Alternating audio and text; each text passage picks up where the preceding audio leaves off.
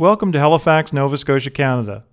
The First Nations people, the Mi'kmaq or Micmac, called it Chebucto, or Long Harbour.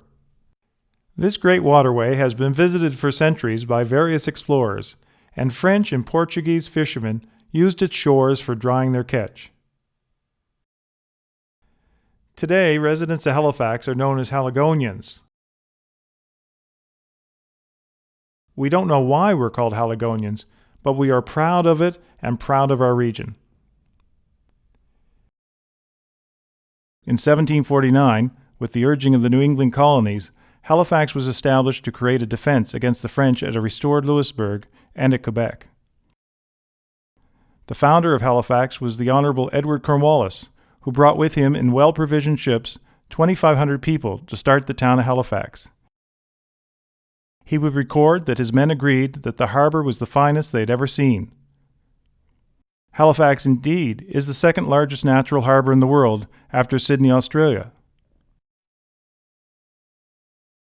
Our founder, Edward Cornwallis, would later measure up the people he had brought with him and say, for the most part, they were a lazy lot, and that the town had become a wretched place, and he could not wait to get home. While he did leave us for better things, he is remembered in statue, though it faces towards England and away from the town he founded. The town itself was named in honour of an important man of the time, the Earl of Halifax, George Montagu Dunk, who never actually came to town. Thankfully, they picked his title and not his last name for the town, or visitors would be welcome to Dunkville. The first settlers were mostly the poor of London, who had answered the call to settle a new town and came because of the offer of free land and free supplies. When they arrived in June of 1749, they found a harbour full of fish and wild berries growing near streams of fresh water. What they were not prepared for was the weather turning in November, when they were still living in tents and on the ships in the harbour. Many of them died in the first years of the town. Others moved away looking for an easier life in New England.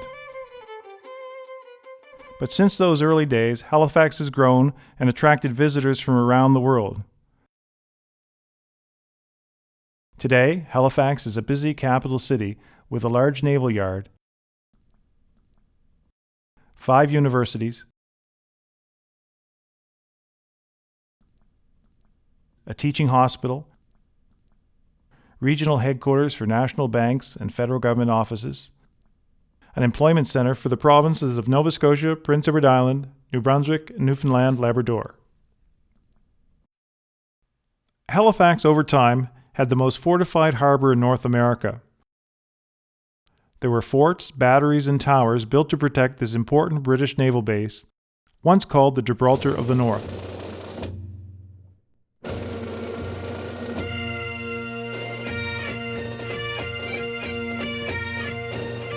The largest of these was the Citadel, which was built 4 times. The current fort was a good government project. It was to take 6 years to build, but actually took over 28 years to complete. By then, so many advances in cannon had been made, the fort was virtually obsolete. So, with all the building, Halifax can say that never a shot was fired in anger from the fort. But every day at noon, day gun is fired, maintaining a tradition that causes people and pigeons to jump and sometimes car alarms to go off. It was actually the presence of the British Royal Navy that protected Halifax from attack and ensured loyalty to the Crown. Britannia eventually ruled the waves and did not have to depend solely on forts to protect her empire. Halifax's first royal visitor was Prince William, a son of George III. Known to his friends in the Navy as Billy the Sailor King, William liked a good drink. Later on, he would become His Majesty William IV of England. While in Halifax, he would thank the loyalists of the American Revolution for being so loyal. One of them was John Wentworth, former governor of New Hampshire, who had a very attractive wife, Frances. Frances would entertain the prince, while her husband would go out and inspect His Majesty's woods. Later on, she insisted her husband take her to England to once again remind the prince of her favours.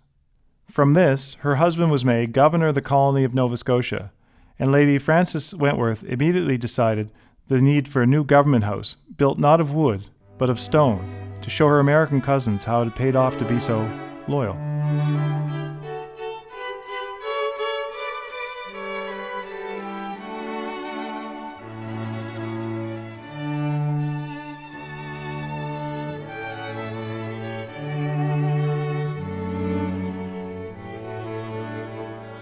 Our second royal visitor was Prince Edward, later Duke of Kent, who would live in Halifax for 6 years from 1794 until 1800. While here, he would construct many forts, naming them after his royal brothers and writing them at home, "My dear, dear brother, Prince of Wales, just built a round tower, named it in your honor. By the way, could you ask our father if I could come home?" However, his father didn't want him home, and Halifax was to have his company for 6 years. The Duke liked round buildings. He had a hand in the building of St. George's Round Church, and his gift to the town, after he left for England, were the works of a clock that has become the symbol of Halifax on the side of Citadel Hill.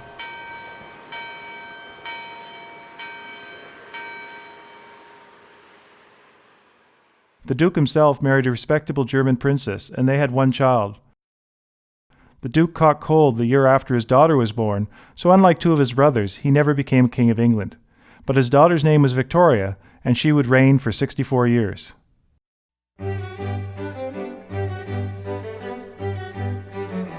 In 1939, Halifax welcomed its first reigning king, George VI. Over 100,000 Nova Scotians waited on Citadel Hill to greet His Majesty and his wife, Queen Elizabeth, who later became the beloved Queen Mother. They would cross the yard and go into the public gardens, planting a Durmast oak tree that's still there.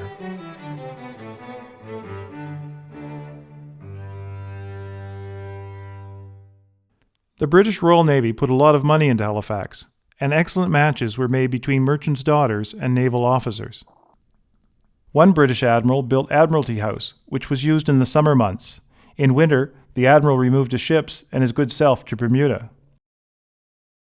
The city continued to benefit from the Royal Navy until they left in 1905, giving over to the Royal Canadian Navy many of their traditions.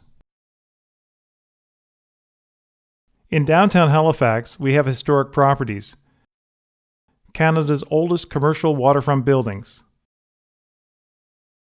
Says here you're a black ball by the cut of your hair. Way blow the man down. I know you're a black ball. Here, privateers used to bring goods taken from the French and the Americans, depending on who the British were at war with.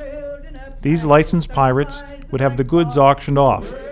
Half the profits would go to the captains and their crews, the other half to the crown.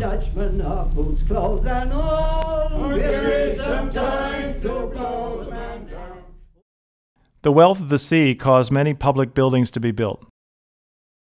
St. Paul's is the oldest building in the city. It's an Anglican church built in 1750 with lumber brought up from Boston for the purpose. It's the ceremonial church of Halifax. Here, regiments were sent off to great wars, and those surviving were welcomed back. Throughout the church are memorials to various people, including a number who are buried under the building itself. These monuments are unique in the churches of Halifax.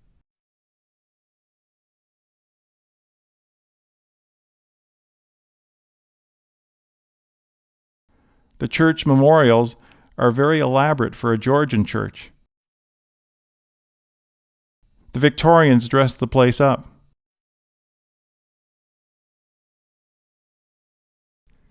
They also had beautiful stained glass windows, some of which would break in an explosion in World War I and be replaced at a later date.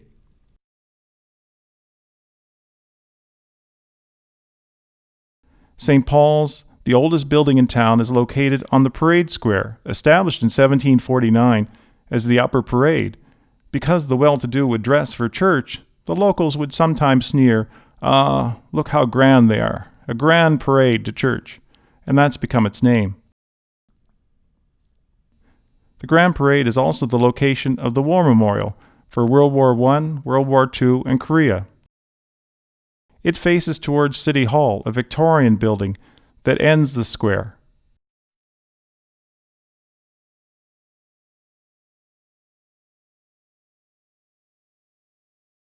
Looking around the Grand Parade today, you can also see in the distance the old town clock on Citadel Hill,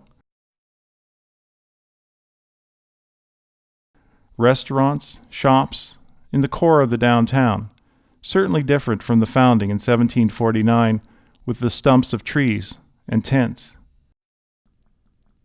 Not far from the downtown is Brunswick Street, at one time referred to as Church Row. Along the street you'll find the Little Dutch Church, built by the German settlers in the 1750s. It was the mother church of the Lutheran Church of Canada. It was known as a little church, and it was the Deutsch people who had it, but we called them the Dutch. So today it's still referred to as the Little Dutch Church. Further down the street, Cornwallis Street Baptist is the mother church of the Black African churches of Nova Scotia, of which there are 12. It was established in the 1830s after the elimination of slavery in the British Empire. Further along the street is St. Patrick's Roman Catholic Church, a high Victorian Gothic-style building. Brunswick Street United and Trinity Anglican are still active. The former Universalist Church is now condominiums. The highlight of the street is St. George's Anglican Church. Built in 1800, it's known as the Round Church, and the center section is round for 4 stories high. On top of the roof is a weather vane of Halley's Comet, which was seen in the 1830s.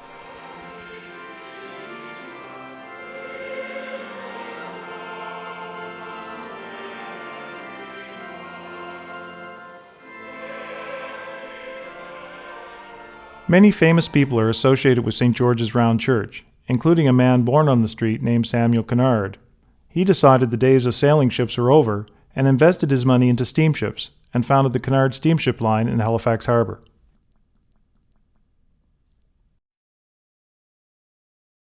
There are many Christian denominations on the peninsula.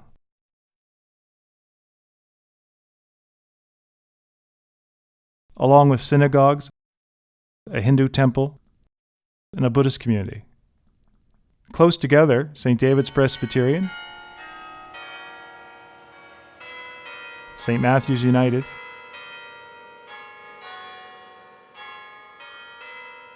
and St. Mary's Basilica.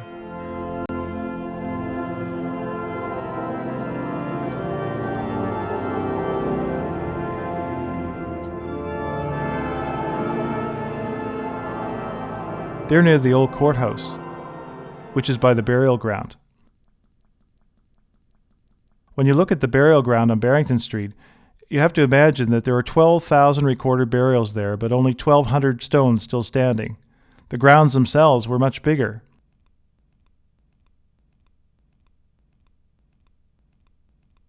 One lady in the graveyard didn't have her age on the stone. She put a reminder. It reads, "Remember, reader, as thou passest by, as thou art now, so once was I. As I am now, so must thou be. Prepare, therefore, to follow me."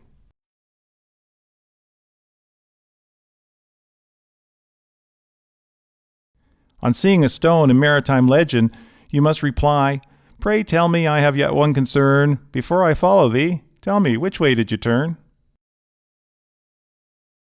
The graveyard is what you see now, with a large monument to the Crimean War in it. It's opposite Government House. The cemetery was closed in 1843 because of a governor in the house who didn't like the sound of the early morning burials.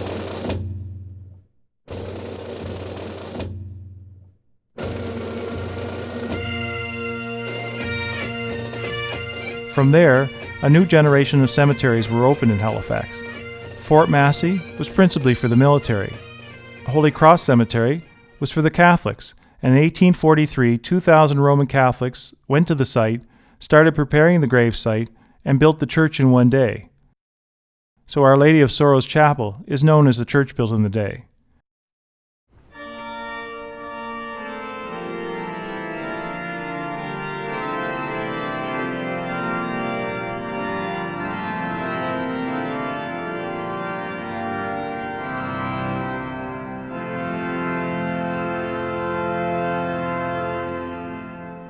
Buried in there are bishops and archbishops, nuns, and common people of Halifax.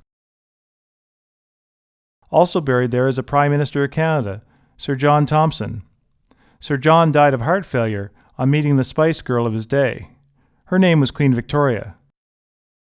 He was at Windsor Castle, and was having heart palpitations. Victoria's doctor thought he should rest, but he said, "No, lunch, Queen Victoria," and promptly died in his soup.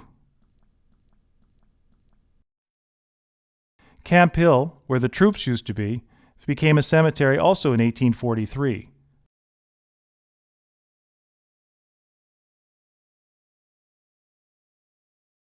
The soldiers' dump, opposite the cemetery, became the public gardens.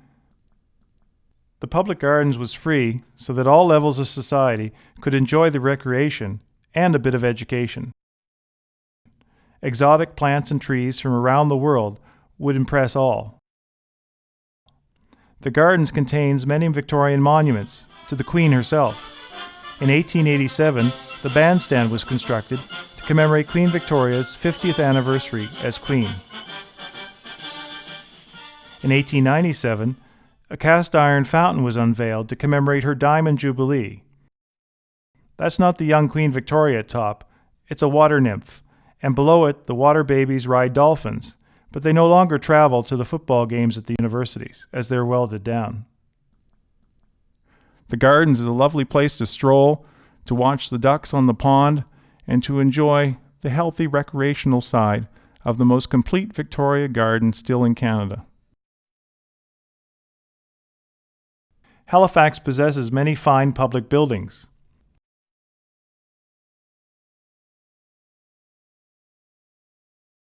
An example of a simple Georgian is next to the fine Italianate City Club established in 1862 for businessmen.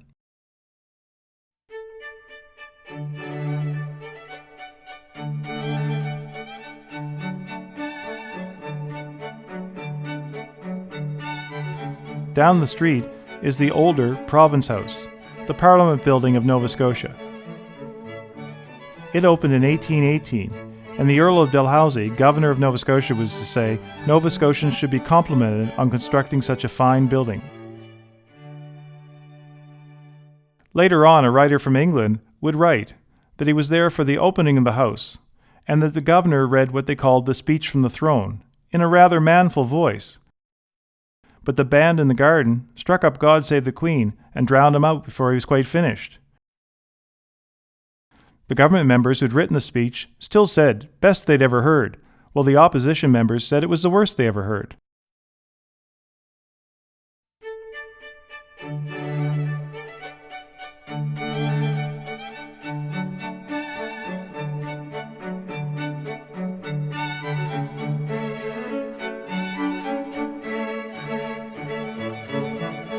The writer continued, "It was like looking at the Parliament in England, but through the wrong end of a telescope. They do everything the same way, but on a much smaller scale." Signed, Charles Dickens.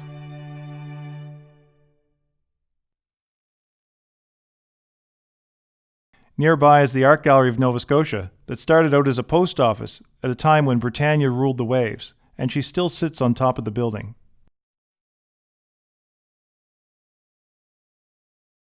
Many historic houses are also in Halifax, and if only their walls could talk.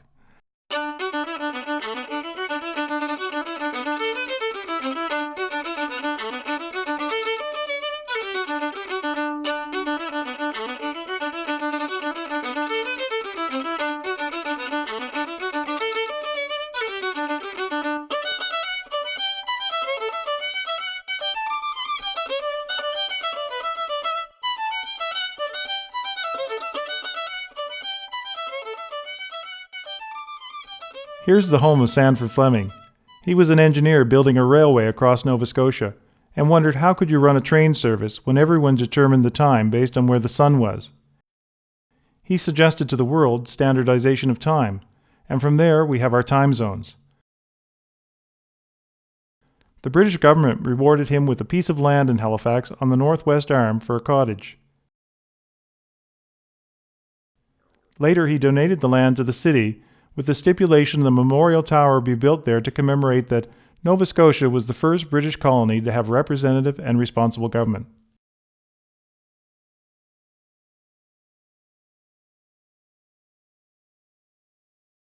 The tower was built using a penny a stone from schoolchildren and was opened with great ceremony in 1912 by His Royal Highness Prince Arthur Duke of Connaught, Governor-General of Canada, a son of Queen Victoria. The big story in 1912 was